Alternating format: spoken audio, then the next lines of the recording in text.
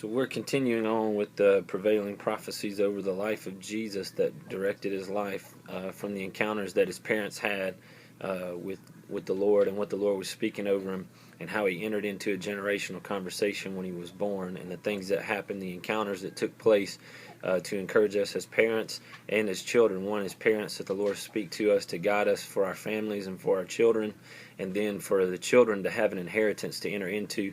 And so this is what was happening with Jesus in Luke chapter 2 when he was presented in the temple.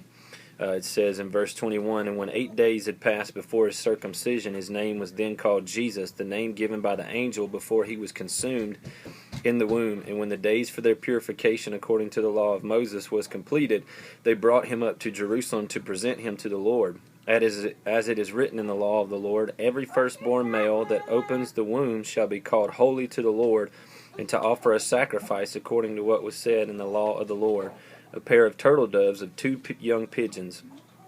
And there was a man in Jerusalem whose name was Simeon, and this man was righteous and devout, looking for the consolation of Israel, and the Holy Spirit was upon him.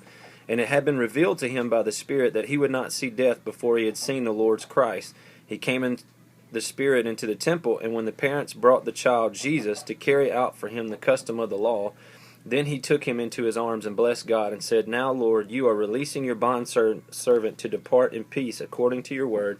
For my eyes have seen your salvation, which you have prepared in the presence of all people, a light of revelation to the Gentiles and the glory of your people Israel. And his father and mother were amazed at the things which were being said about him. And Simeon blessed them and said to Mary his mother, Behold, this child is appointed for the fall and rise of many in Israel, and for a sign to be opposed, and a sword will pierce even your own soul, to the end that thoughts from many hearts may be revealed.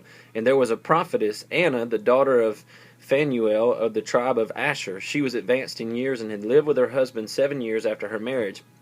And then as a widow to the age of 84, she never left the temple, serving God day and night with fastings and prayers. At that very moment she came up and began giving thanks to God, and continued to speak of him to all those who were looking for the redemption of Jerusalem." So Jesus shows up in the temple for to be named and to be dedicated 8 days after his birth. And so he comes in, and when he comes in, there's a man named Simeon who's led by the Spirit, comes into the temple and begins to declare over him the very things that the angel Gabriel was speaking over Jesus' life, that he was going to be a light to the Gentiles, that he was going to bring salvation to Israel, and that there was going to be a sword that would come forth that would even pierce Mary's own soul, that there was a prophetic word over Jesus that was confirmed from a man who had no idea what the word was when Mary had the encounter with Gabriel, just like Joseph had the encounter with an angel that told him who Jesus was and what he was supposed to be when he was a child, that there was a prevailing prophecy over this young man. And so the Lord sends Jesus into the temple with his parents, and as he goes into the temple, there's a man that comes up and he begins to confirm the things that the Holy Spirit has spoken over Jesus, so the parents can enter in. They've had so many confirmations already. They've had the shepherds who are watching at night. They've had the magi that came from the east. Mary has the encounter when she visits Elizabeth and sees that she who is barren is with child, and she sees that John the Baptist is in Elizabeth's womb. And so they've got all these confirmations that are taking place to strengthen them in the things that the Lord has already spoken, so that they can carry out what has been spoken over Jesus' life.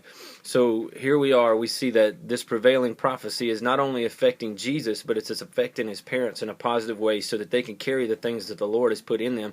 And all this has to do with the Lord speaking to Mary. What has been birthed in you is birthed by the Holy Spirit, because anything that's birthed by the Holy Spirit is going to receive opposition, even though in the end it receives great blessing. Maybe sometimes it's hard to go through the initial process to release what the Holy Spirit is birthing, but this is what is happening, and this is how the Lord operates. He releases these confirmations that strengthen our faith. And as parents, when we get that prevailing word, it's supposed to be a compass over our children, and as children we're supposed to receive that word and then to enter in. And this is what we're talking about. So this is how this happened in the life of Jesus.